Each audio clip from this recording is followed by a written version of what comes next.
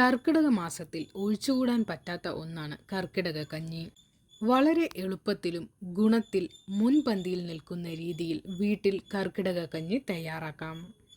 കേരളത്തിലെ പരമ്പരാഗത ചികിത്സാ വിധി പ്രകാരം ആരോഗ്യ പരിപാലനത്തിനായി തയ്യാറാക്കുന്ന ഔഷധക്കൂട്ടാണ് ഔഷധക്കഞ്ഞി അഥവാ കർക്കിടക കഞ്ഞി. രോഗപ്രതിരോധ ശേഷി കൂട്ടാൻ കർക്കിടക കഞ്ഞി കഴിക്കുന്നത് ഏറെ നല്ലതാണ്. ദഹനപ്രക്രിയ സുഗമമായി നടത്തുന്നതിനും സഹായിക്കുന്ന ഒന്നാണ് കർക്കിടക കഞ്ഞി. രാവിലെയോ വൈകിട്ടോ ഏതെങ്കിലും ഒരു നേരം ഇത് കഴിക്കുന്നത് ഉത്തമമാണ്. കർക്കിടക കഞ്ഞി ഉണ്ടാക്കാൻ ഉപയോഗിക്കുന്ന കൂട്ട് ഇതൊക്കെയാണ്.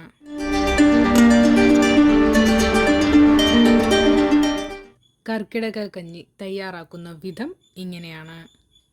ആദ്യം അരി നല്ലതുപോലെ കഴുകിയതിന് ശേഷം 30 മിനിറ്റ് കുതിർക്കാൻ വയ്ക്കുക.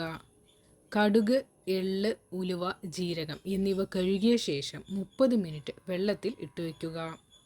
30 മിനിറ്റ് കഴിഞ്ഞതിന് ശേഷം കടുക്, ഉലുവ, ജീരകം എന്നിവ മിക്സിയിൽ അരച്ച് പേസ്റ്റാക്കി എടുക്കുക.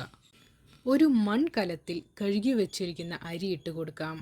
ഇതിലേക്ക് അരച്ച പേസ്റ്റും ഇട്ടുകൊടുക്കുക. മഞ്ഞൾപ്പൊടിയും ചേർക്കുക. എടുത്തു വെച്ചിരിക്കുന്ന മാവിൻ്റെയും പ്ലാവിൻ്റെയും ഇലകൾ മുറിച്ച് ഇട്ടുകൊടുക്കാം. ആവശ്യത്തിനുള്ള വെള്ളവും ചേർത്ത് കഞ്ഞി വേവിച്ചെടുക്കാം. കഞ്ഞി വെന്തതിന് ശേഷം തേങ്ങാപ്പാലൊഴിച്ച് ചെറുതീയിൽ 5 മിനിറ്റും കൂടി വേവിച്ചെടുക്കുക. കർക്കിടക കഞ്ഞി തയ്യാറായി.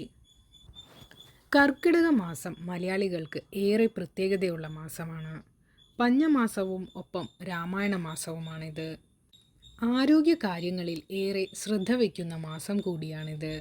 കാരണം ശരീരത്തിൻ്റെ പ്രതിരോധ ശേഷി കുറയുന്ന, പെട്ടെന്ന് തന്നെ അസുഖങ്ങൾ വരാൻ സാധ്യതയുള്ള മാസമാണ്. ഉഷ്ണത്തിൽ നിന്നും പെട്ടെന്ന് തണുപ്പിലേക്കുള്ള മാറ്റമാണ് കർക്കിടകത്തിൽ സംഭവിക്കുന്നത്. ഇത് ശരീരത്തെ ബലഹീനമാക്കും.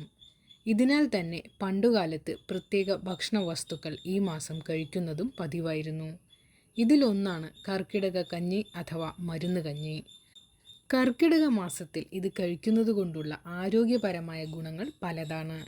ഇത് കഴിക്കുന്നത് എന്തിനെന്നും ഇത് ശരീരത്തിന് ഏതു വിധത്തിലെ ആരോഗ്യ ഗുണം നൽകുമെന്നും അറിയാം.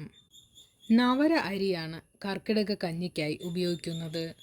ഔഷധ ഗുണങ്ങൾ ഏറെയുള്ള ഒന്നാണ് നവര അരി. ആയുർവേദ പ്രകാരം അസിഡിറ്റിയാണ് ശരീരത്തിലെ പല അസുഖങ്ങൾക്കും കാരണമാകുന്നത്. നവര അരി ശരീരം ആൽക്കലൈനാക്കാൻ സഹായിക്കുന്ന ഒന്നാണ്. അതുകൊണ്ട് തന്നെ ഇത് ഉപയോഗിച്ചാണ് കഞ്ഞി വയ്ക്കുന്നത്. ആൽക്കലൈനാക്കാൻ സഹായിക്കുന്ന പലതരം ആയുർവേദ മരുന്നുകൾ പൊടിച്ചോ അരച്ചോ കഞ്ഞിയിൽ ചേർക്കാം.